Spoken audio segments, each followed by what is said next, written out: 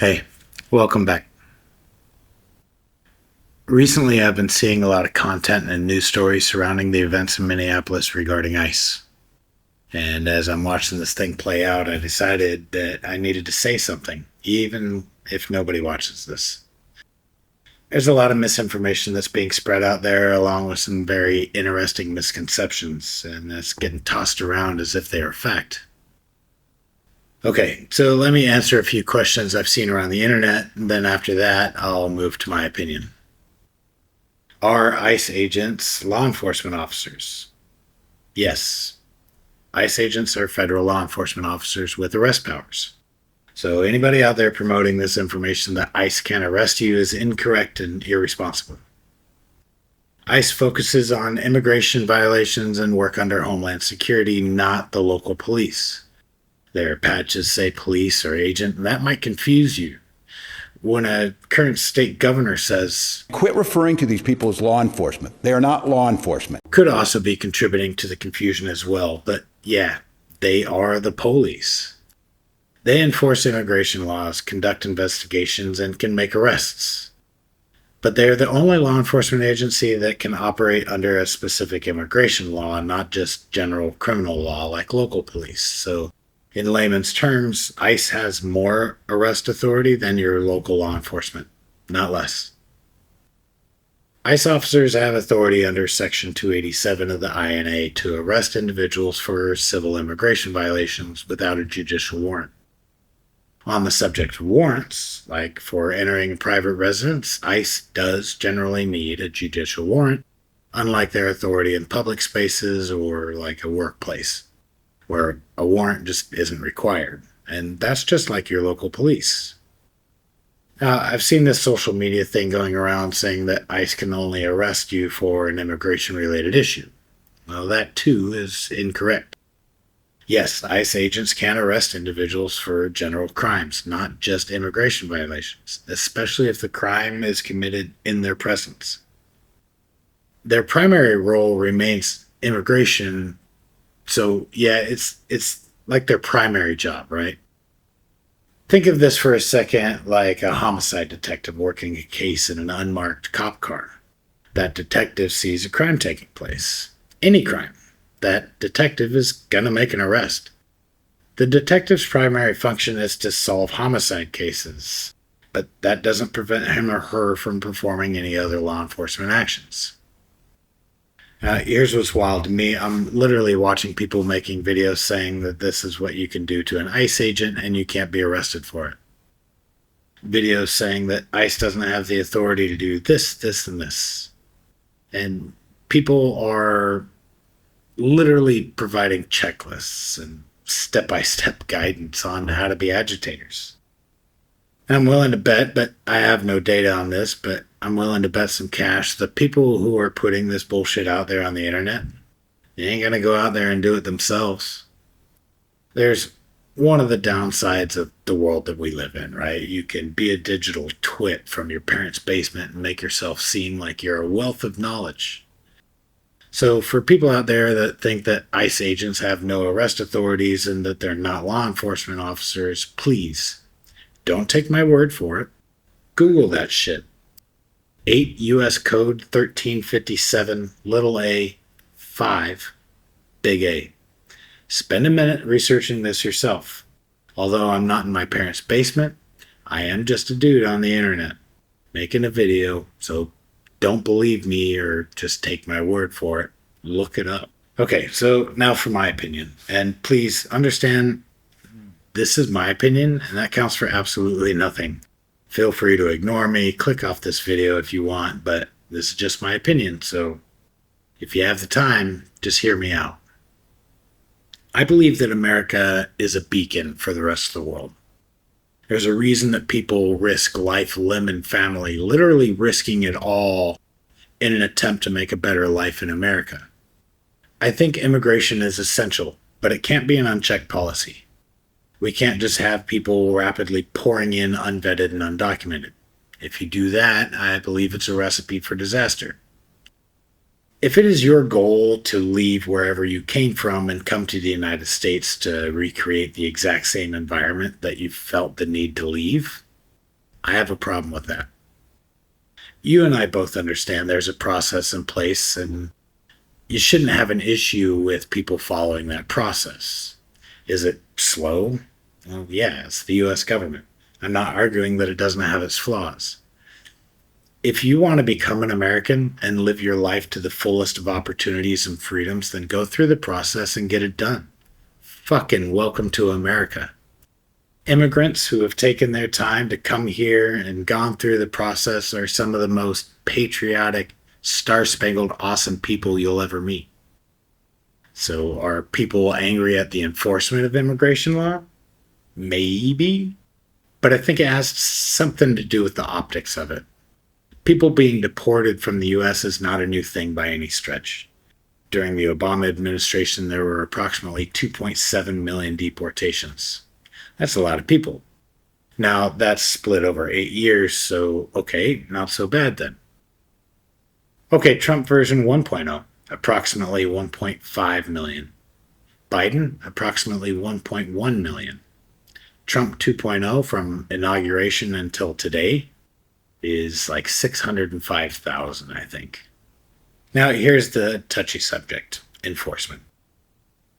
You have border operations and then you have interior operations. And it makes sense to me that the more secure the border is, the more focus there's going to be on interior operations, which seems to be the case right now. It looks, at least to me, that during the Biden administration, the vast majority of immigration enforcement was happening at or near the border. With that action now decreased, America is going to have a little bit more focus on the interior. So do I want anyone to stay in the U.S. illegally? In theory, no. But that's a really black and white answer to something incredibly complex. Like, what if it's a kid that's brought here into the country illegally by their parents? And then those parents enter the workforce, pay taxes, and become a net positive for America. Should that kid be deported? Those are hard conversations, and I don't even think I'm qualified to speak about this, let alone express my opinion on it. Having said that, deportations are like a tier system, right? We've all heard it. Dangerous criminals are the top priority of ICE. And in a perfect world, we would work our way down that tier system, leaving that kid we just talked about at the bottom of the list.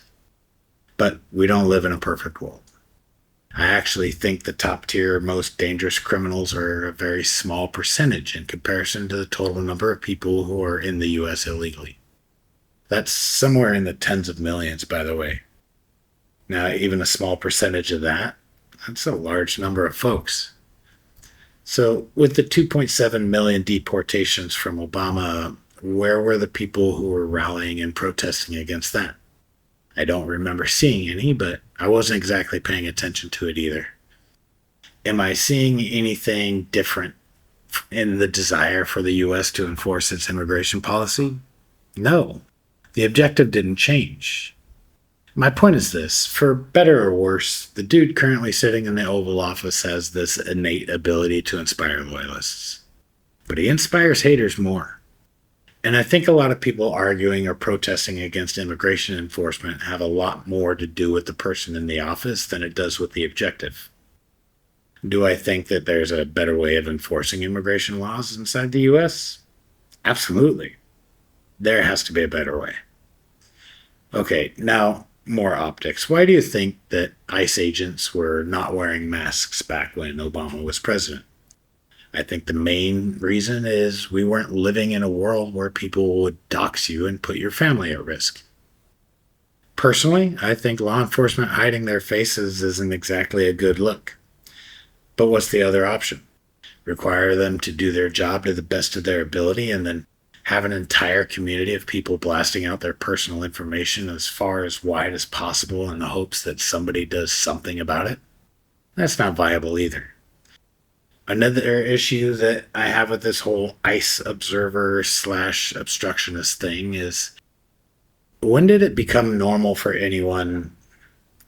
Okay, back up. Take the cop thing out of the picture for a second. When did it become normal for anyone to try to approach a large group of people with guns? If I saw a bunch of dudes with guns, maybe I'll call the cops, but I'm not sticking my nose in there interfering with whatever business they're attending to. Adam Carolla had a good segment about this. There's a weird kind of a practicality that women don't grow up with because they don't have rough and tumble play, which is guys grow up with a healthy fear of stuff and other guys and bigger guys get punched and you get smacked a couple times and you kind of learn your P's and Q's and stuff. Women do not do rough and tumble play. Women have this thing where like cops are holding a gun at them yelling, get out of the car. And you're like, oh, fuck this. And it's like, that guy's holding a gun. Yeah.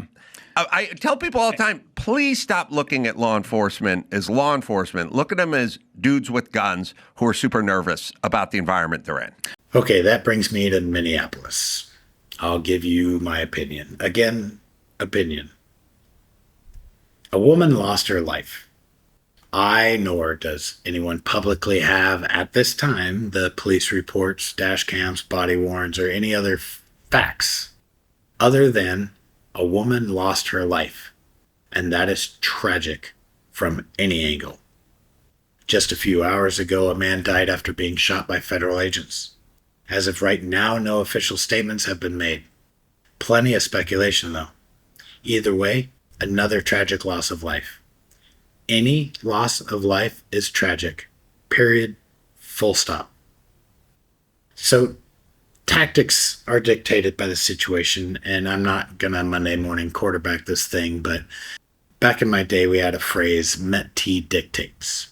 MET-TC is a military acronym for Mission, Enemy, Terrain, Troops, Time, Civilians. The situation determines the tactics, okay?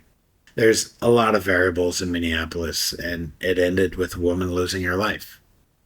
What I'm seeing now are people are taking that and throwing more gas on the fire in the hopes that it gets more people to show up to interfere with these ICE activities.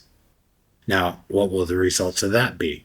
Is that going to escalate or de-escalate the type of interactions that these agents are having? It escalates it. But every time they have an interaction like it grows because it gives the other side fire. But the more the other side brings people and increases the number of interactions, the more these things are going to happen. It's a Jacob's ladder. I do understand how some of these things end up happening. For the uniformed sworn agents who are letting emotions dictate response, pull your head out of your ass. Seriously, your job is hard enough. Every single time one of these things happen, it's going to get weaponized and pushed on social media with the goal of getting more people to be there in the hopes that it happens again. And that is where we are now. And I don't know what to do about it. I mean, literally, there's nothing I can do about it, even if I were back in the US. I'm going to close this video on this, right? The United States cannot be a country without laws. If a country has laws, it's required to have people to enforce those laws. I don't know how we've gotten to this place. I actually think it has almost nothing to do with the optic or the objective. I think it has a lot to do with the hatred for the man that a lot of people consider to be responsible, which is the current sitting president of the United States. All I would ask for anyone receiving information from social media videos is, you make your own life choices, right? And choices have consequences, the good and the bad. So before you go out and try to flex the powers that you think you have, please educate yourself. We live in a super complicated society. I don't live in America, so I'm not sure. I don't have a solution. Like, where do we go from here? I just don't have an answer. But what I do know is what I want America to look like. I know what I want America to be. I'm not educated enough or experienced enough to know whether or not we're going to get there. But both sides of this have a lot of improvement that they need to do. So that's my thoughts and opinions on immigration and ICE. And the only thought I have about Minneapolis, really, at the end of the day, it's an absolute tragic situation. It's a horrendous loss of life that I don't think needed to happen.